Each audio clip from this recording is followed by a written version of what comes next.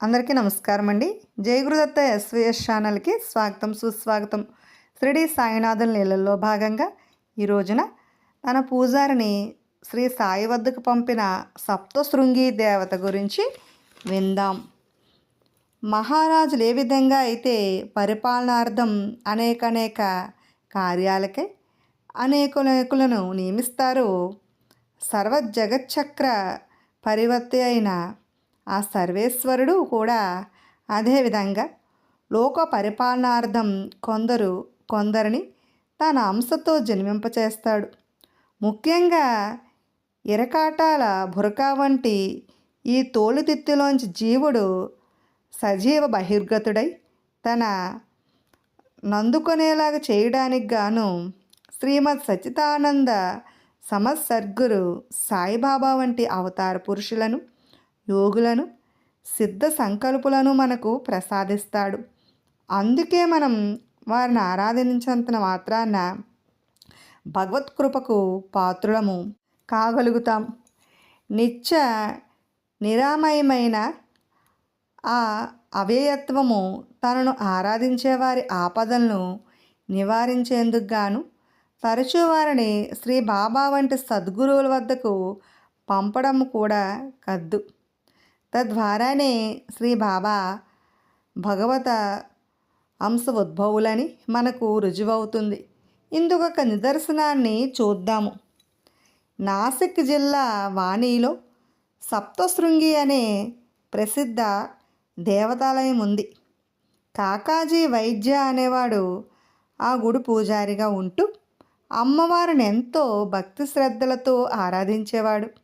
కానీ ఎందువల్ల అతను అనేక కష్టాలకు గురై మనశ్శాంతిని కోల్పోయి మదనపడసాగాడు. అప్పుడు సప్తశృంగి దేవత అతని కల్లో దర్శనమిచ్చి షిరిడి వెళ్ళి సాయిబాబాకు శరణాగతి చేయి అని ప్రబోధించింది. ఆనాటికి ఇంకా శ్రీ సాయికి అంతగా ప్రఖ్యాతి కలగకపోవడం వలన, షిరిడి అనేది మారుమూల గ్రామం కావడం వలన ఆ పూజారికి షిరిడి చేరే దారి కానీ శ్రీ బాబా యొక్క ఘనత కానీ తెలియక అయోమయ అవస్థలో ఉండిపోయాడు. ఇంకిప్పుడు షిరిడీలో జరుగుతున్న వింతను చూద్దాం. శ్రీ బాబాకు ఆప్తభక్తుడైన శ్యామ యొక్క ఇలవేల్పే సప్తశృంగి దేవత. శ్యామకు పసితనంలో జబ్బు చేసినప్పుడు అతనిని ఆ దేవతా దర్శనానికి పంపుతానని తల్లి మొక్కుకుంది. అది మరిచిపోయారు. అనంతరం శ్యామ తల్లికి స్తనాల మీద తామర రావడంతో అది తగ్గితే అమ్మవారికి 2 వెండి స్తనాలను సమర్పిస్తామని మొక్కుకున్నారు. అది మర్చిపోయారు.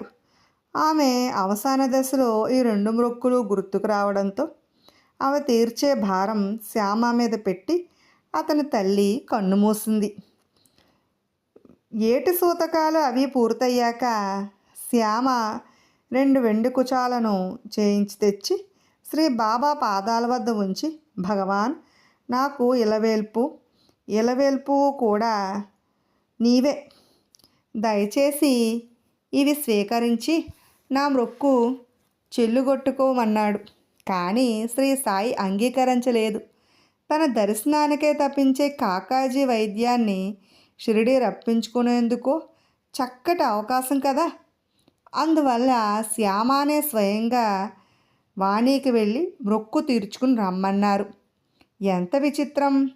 అక్కడ తన పూజారినే శ్రీ బాబా వద్దకు పంపుతుంది ఆ సప్తశృంగీదేవి. ఇక్కడ తన ప్రియభక్తుణ్ణే ఆ తల్లి దగ్గరకు పంపుతున్నారు ఈ సద్గురువులు. దైవలీల అనూహ్యాలు కదా. షిరిడి ఎక్కడ ఉందా, ఎలా వెళ్ళాలా, బాబాను ఎలా దర్శించాలా, తన బాధలు ఎప్పుడు తీరిపోతాయా అని తప్పించిపోతున్నాడు వాణిలో కాకాజీ వైద్య. అంతలోనే అక్కడికి వెళ్ళాడు శ్యామ. మొక్కులు 2 సక్రమంగా తీర్చుకున్న అనంతరం కుశల ప్రశ్నల్లో శ్యామ షిరిడి నుంచి వచ్చాడని తెలియగానే కాకాజీ ఆనందంతో కన్నీరు పెట్టుకున్నాడు. శ్రీ సాయి గురించి గుచ్చి అడిగాడు. శ్యామ కూడా శ్రీ బాబా లీలలను విడమర్చి మరీ వినిపించాడు. అనంతరం ఇద్దరూ కలిసి షిరిడి చేరారు. శ్రీ బాబా దర్శన మాత్రం చేతనే కాకాజీ వైద్యకు మనశ్శాంతి లభించింది. బుద్ధి స్థిమితపడింది. శ్రీ సాయి చరణాలపై పడి కన్నీరు మున్నీరుగా విలపిస్తూ శరణాగతిని కోరాడు. శ్రీ బాబా ఆజ్ఞ మీద 12 రోజుల పాటు షిరిడీలోనే ఉండి ఉదయ ప్రసాదాన్ని దీవెనలను పొంది సంపూర్ణ స్వస్థతతో వాణికి మరలి వెళ్ళాడతను. ఇంతకంటే రుజువేం కావాలి?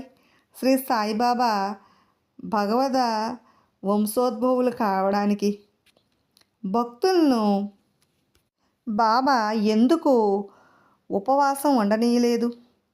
ఒకానొక దర్బార వేళ ఉన్నట్లుండి శ్రీ సాయి ఇలా బోధించసాగారు. ఆకలి కడుపు అన్నాన్ని కోరుతుందే కానీ ఆత్మజ్ఞానాన్ని కోరదు. అది దేహ లక్షణం. ఉపవాసం వల్ల శరీరం శుష్కిస్తుంది. నీరసపడిన శరీరంతో ఆత్మానుభవం అసాధ్యం. కాబట్టి అమితాహారం లాగానే నిరాహారం కూడా ఆత్మక్షోభాకారమేనని గుర్తించండి. అంచేతనే నేను నా భక్తుల్ని హోళీ పండుగ నాడు కూడా ఉపవాసం చేయనియ్యను. అంత హఠాత్తుగా శ్రీ బాబా ఎందుకిలా ప్రకటించారో ఎవరికీ అర్థం కాలేదు. కానీ శ్రీ సాయి అలా చెప్పిన తరువాత 1-2 ఘడియల్లోనే భక్తుడైన గోఖలే భార్య షిరిడీ వచ్చి బాబాను దర్శించి ఈ హోళీ పండుగను పురస్కరించుకొని నీ పాదాల దగ్గర 3 రోజులు ఉపవాసం ఉండేందుకు అనుమతించమని కోరింది. దర్బార్ వారికి ఉత్సాహం పెరిగింది. అంతకుముందే శ్రీ సాయి ఉపవాసాలు వద్దన్నారు. ఇప్పుడు ఈ భక్తురాలు ఇలా కోరింది. శ్రీ బాబా ఏం జవాబు చెబుతారా అని అంతా ఉత్కంఠతో చూస్తున్నారు. అప్పుడు శ్రీ బాబా నీ నిర్ణయాన్ని కట్టిపెట్టి ఇప్పుడు ఆ విషయం గురించే ప్రస్తావిస్తున్నానమ్మా.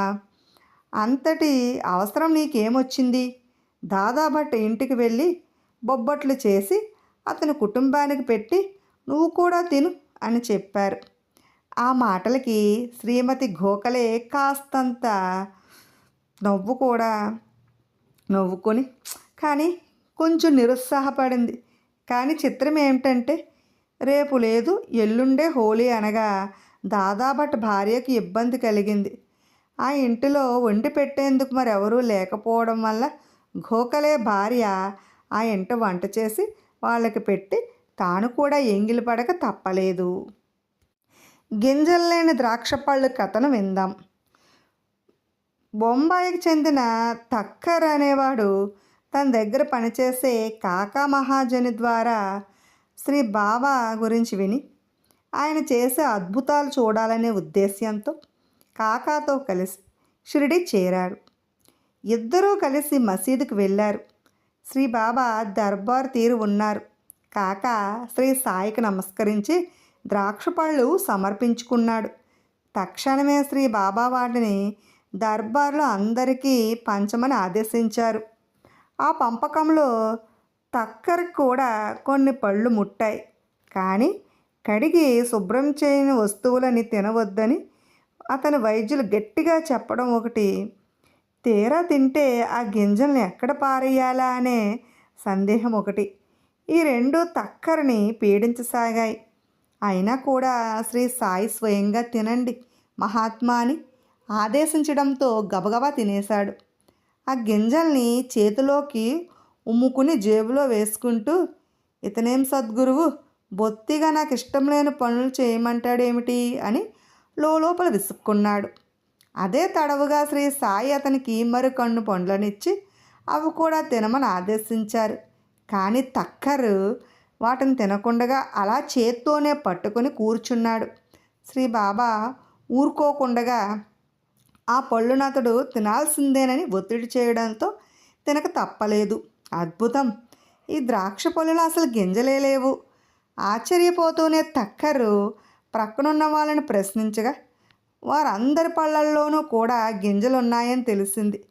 తక్కరు మహాశ్చర్యంలో తన మునకలైపోతూనే శ్రీ సాయి వైపు చూశాడు. శ్రీ బాబా మందహాసంతో తక్కర వైపుకు అదోలా చూశారు. ఏమయ్యా తక్కర్ మహాశయ, అద్భుతం చూడాలని వచ్చావు కదా, చూసావా అన్నట్లుగా ఉన్నాయా శ్రీ సాయి చూపులు. ఇప్పుడు మరొక లీలను విందాం. శ్రీ సాయి భక్తుల్లో అగ్రగణ్యంలో ఒకడైన దేవ్ ప్రారంభంలో ఎన్నో సందేహాలతో ఉండేవాడు. ఆ స్థితిలోనే శ్రీ బాబా దయను పొందేందుకు దగ్గరారు లేమైనా ఉన్నాయా అంటూ అందరినీ విచారణ చేయడం మొదలుపెట్టాడు. చివరగా బాల్క్రామ్ అనే భక్తుల్ని కలిసి సాయి అనుగ్రహానికి సూక్ష్మమైన మార్గం చెప్పమని బలవంతం చేస్తూ ఉండగా దేవుకు శ్రీ బాబా నుంచి పిలుపు వచ్చింది. ఆదరాబాదరాగా తన ముందుకు వచ్చిన దేవ్ వైపు గంభీరంగా చూస్తూ, నా గొడ్డ పీలికలు ఎందుకు దొంగతనం చేస్తున్నావు అని ప్రశ్నించారు శ్రీ బాబా. తనకే పాపమో తెలియదన్నాడు దేవు. అయినా శ్రీ సాయి ఊరుకోకుండగా, ముసలివాడా, అబద్ధాలు ఆడకు, ఇన్నేళ్ళు మీద పడి కూడా దొంగతనాలు చేస్తావేమిటి అంటూ కసిరిపారేశారు. బెత్తరపోయాడు దేవు. ఆయన అనుగ్రహం కోసం తను ప్రయత్నిస్తూ ఉంటే ఆగ్రహిస్తారేమిట్రా బాబు అని పరిపరి విధాల మదనపడిపోసాగాడు. నిజానికి శ్రీ బాబాకున్న వల్ల ఒక లంగోటి, ఒక పొడుగాటి చొక్క, ఒక అంగోస్త్రం, ఒక తలగుడ్డ, జోలే, వీటిల్లో ఏ ఒక్కటి కూడా దేవుకు అక్కరలేదు. కానీ బాబా గద్దింపులు అతను గడగడలాడిపోసాగాడు. ఇంకొక్క గదుము గదిపితే అతను ఏమైపోతాడో అనిపించింది కాబోలు. శ్రీ సాయిబాబా రవ్వంత శాంతం వహించి, నేను నీకు జలతారు దుస్తుల్ని ఇద్దామనుకుంటున్నాను, నీకు ఆ పాతగుడ్డల పీలికలు ఎందుకు అని మృదువుగా అడిగారు. నాకేమీ తెలియదు బాబా అంటూ బోరుమన్నాడు దేవ్. అప్పుడు శ్రీ బాబా అత్యంత అనుగ్రహంతో అతన్ని ఓదారుస్తూ, ఊరుకో, నేను నీ ఎదుటనే ఉన్నాను కదా, నా గురించి వాళ్ళనే వీళ్ళని అడగడం ఎందుకు, ఆ చాటుమాటు చెవు కొరుక్కులే గుడ్డ పీలికల దొంగతనం, బత్తి ఒకటే నా దయకు దగ్గరదారి. అమాయకుడా, నేను కరుణించని ప్రాణి అంటూ ఈ ప్రపంచంలో లేదు. ఆ కరుణ నా భక్తుల యందు ప్రత్యక్షంగాను ఇతరుల యందు పరోక్షంగాను ఉంటుండే అని ఊరడించారు. అంతటితో దేవు కుదుటపడి శ్రీ బాబా దీవెనలను పొంది వారికి దక్షిణను సమర్పించుకుని తిరుగు ప్రయాణమయ్యాడు. అన్నట్లు దక్షిణ అంటే గుర్తుకు వచ్చింది. డబ్బులు అడిగే వాళ్ళంతా దగా కోరలేననేది డబ్బే లోకంగా బ్రతికే కొందరి నిశ్చిత అభిప్రాయం.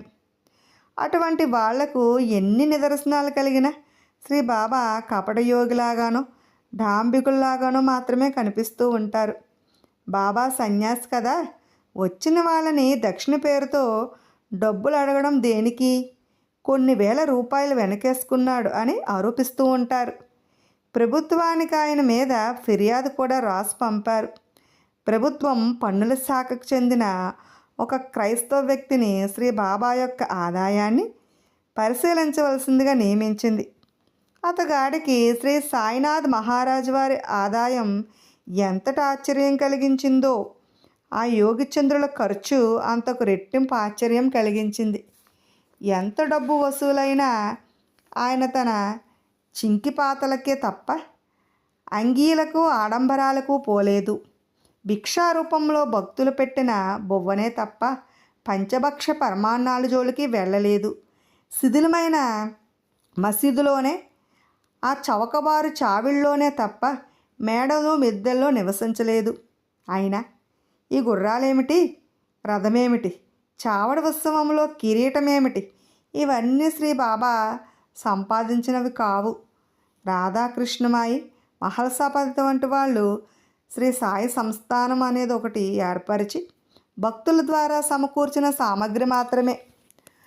గుర్రమిచ్చినది ఒకరైతే దానికి సాల కట్టించింది ఇంకొకరు. పోని ఆ విధంగా సమకూడినవే అయినా శ్రీ సాయి వాటిని ఉపయోగించారా? లేదు. ఆయన ఏనాడు అశ్వారోహణ కానీ, గజారోహణ కానీ, ఆందోళికారోహణ కానీ, రథారోహణ కానీ చేసి ఎరగరు. నిత్యము పాదుకులనైనా సరిగ్గా ఉపయోగించేవారే కాదు. అయితే ఆయన దక్షిణగా తీసుకున్న సొమ్మంతా ఏమైంది? విదేశీ బ్యాంకుల్లో దాచుకున్నారా? లేదే. మరేం చేశారు? తెలుసుకుందాం. శ్రీ సాయిబాబా ఖర్చు ఏమిటో తెలుసుకుందాం. ఈ దక్షిణ విషయంలో శ్రీ బాబాయే స్వయంగా చెప్పిన మాట ఒకటి ఉంది. నేను అందరినీ దక్షిణ అడగను. భగవంతుడు ఎవరిని చూపించితే వారినే అడుగుతాను. అలాగని ఎక్కువిస్తే తీసుకోను, తక్కువైతే అడగకుండా ఊరుకోను. ఈ ఉత్సవాలు, ఈ జెండాలు, ఈ పండుగలు, ఈ గుండుగలు ఎన్ని ఉన్నా అవేమీ నాకేవీ కావు.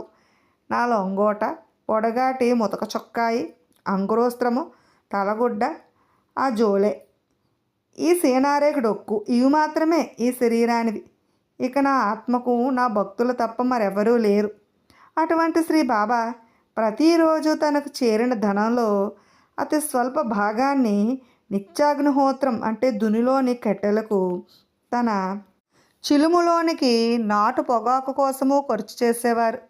తక్కిన అత్యధిక భాగం సొమ్మంతా ఆశ్రయించిన వారందరికీ మనిషి ఒక్కింటికి ₹1 నుండి ₹50 వరకు పంచిపెట్టేవారు. షిరిడి మరలి వచ్చిన తొలి రోజుల్లో తాము అడవుల్లో మసులుతుండగా అన్వేషించి మరీ అన్నం పెట్టిన బాయిజాబాయి సేవకు కృతజ్ఞతగా ఆమె కుమారుడైన తాత్యాకు రోజుకు ఒకటికి ₹25 పైగానే, అంటే రూపాయి నుండి ₹25 పైగానే ఇచ్చేవారు. అదీ కాక మసీదు శుభ్రపరిచేవాళ్ళు, దీపాలు పెట్టేవాళ్ళు, పితలే వంటి వాళ్ళు, ఎందరెందరో యాచకులు మొత్తం సొమ్మును అందరికీ పంచిపెట్టేసి చీకటి పడే వేళ కల్లా ఖాళీ జేబుల్లో మిగిలేవారు. అయినా నిచ్చెన తెచ్చేందుకే ₹2 కూలీ ఇచ్చినట్లు చదువుకున్నాం కదా. అటువంటి ఉదార పురుషులు ఏం వెనకేసుకుంటారు? పైగా శ్రీ బాబా తరచూ నేను ఎవరి వద్దనైనా ఒకటి తీసుకుంటే దానికి 10 రెట్లు ఇస్తాను అని ప్రతిజ్ఞాపూర్వకంగా చెప్పేవారు. అయినా సరే అందరికీ ఇచ్చేసిన తర్వాత కూడా ఆయన దగ్గర ఏదైనా మిగిలితే ఆ సొమ్ముతో ఆ మరనాడే మసీదులో అన్నదానం చేసేవారు.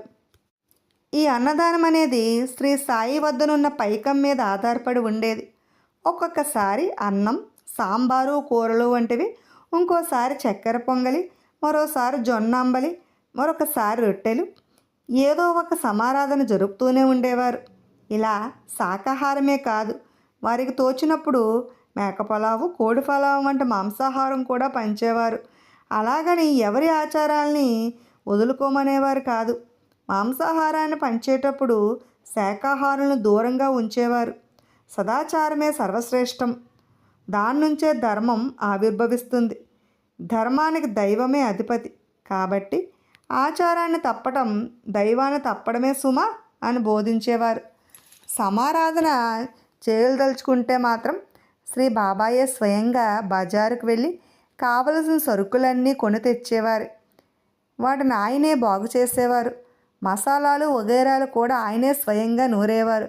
ఇక రొట్టెల సమారాధనకైతే గోధుమలను తిరగల్లో వేసి తామే విసిరి ఆ పిండిని చక్కగా తడిపి రొట్టెలుగా తట్టి ధుని మీద కాల్చేవారు.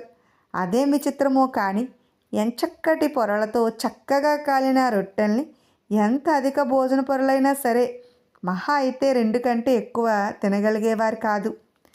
తక్కిన వంటల విషయంలో శ్రీ బాబా మసీదు బయట ఖాళీ స్థలంలో పొయ్యి రాజేసి మసీదులో ఉన్న 2 పాత్రలతోనే వంటలను కానిచ్చేసేవారు. ఆహారం రుచిగా ఉండటం కోసం శ్రీ సాయి విశేషమైన శ్రద్ధ తీసుకునేవారు. పదార్థాలు సరిగా ఉడికాయో లేదో చూడటం కోసం కఫనీని తప్పించి తమ చేతినే గరిటెలాగా ఉడుకుతున్న పాత్రలో ముంచేవారు. అన్నం కలిపిన, కూరలు మెదిపిన అదే పద్ధతి. వేడికి తట్టుకోలేకపోవడం కానీ, చెయ్యి కాలటం కానీ ఏనాడూ జరగలేదు. వచ్చిన వారందరికీ ఆ వంటకాలను తామే స్వయంగా వడ్డించేవారు. ఇదంతా చూసిన పన్నుల ఉద్యోగికి తల తిరిగినంత పని అయినది. ఎవరైనా శ్రీ సాయికి ఏదైనా ఇస్తున్నప్పుడు అది శ్రీ సాయిబాబా పుచ్చుకున్నట్లుగాక శ్రీ సాయిబాబాయే భక్తులకి ఏదో ఇస్తున్నట్లుగా కనబడేది. అంతటితో ఆ ఉద్యోగి ఈ నిరామయ, నిర్వికల్ప, నిశ్చల, నిర్మమ సాయి ప్రభువుపై తన దర్యాప్తును ఆపేసి శ్రీ సాయి వద్దకు బాధలతో వచ్చిన వాళ్ళు సంతోషాన్ని మోసుకుని పోతున్నారు.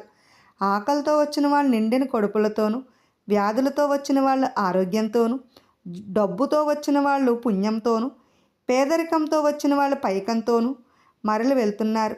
పన్నుల శాఖ వారు పర్యవేక్షించాల్సినంత ఆర్థికపరమైన లావాదేవీలు ఇక్కడైతే ఏమీ లేవు అని పైవారికి రాశాడు. అంతటితో ఆ గొడవ ముగిసింది. షిరిడీ వదిలి వెళుతూ ఆ ఉద్యోగి యేసును చదివినప్పుడు అంతటి వాళ్ళు ఉంటారా అని అనుమానించారు. శ్రీ సాయి దర్శనంతో ఉంటారని నమ్ముతున్నాను సెలవని చెప్పి మరీ వెళ్ళాడు. శ్రీ సాయినాథుని భక్తులు ఏనాడు కూడా దగాపడరు. లోకం శ్రీ సాయిని ఎలా గౌరవిస్తుందో శ్రీ సాయి భక్తులు కూడా అదే గౌరవాన్ని పొంది తీరుతారు. అందుకు ఒక చక్కటి ఉదాహరణమే శ్యామ గజారోహణం. విన్నారు కదండి. రేపటి భాగంలో శ్యామ గజారోహణం యొక్క కథను విందాం. శ్రీ షిరిడీ సాయినాథుని యొక్క లీలలను వినాలనుకుంటే ఫస్ట్ మా ఛానల్ని సబ్స్క్రైబ్ చేసుకోండి. ప్రక్కనే ఉన్న బెల్ ఐకాన్ క్లిక్ చేయండి.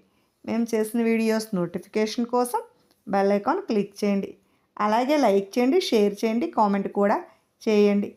మరిన్ని ఆసక్తికరమైన కథలు వినటం కోసం మా ఛానల్ని సబ్స్క్రైబ్ చేసుకోవడం మర్చిపోకండి. Thanks for watching.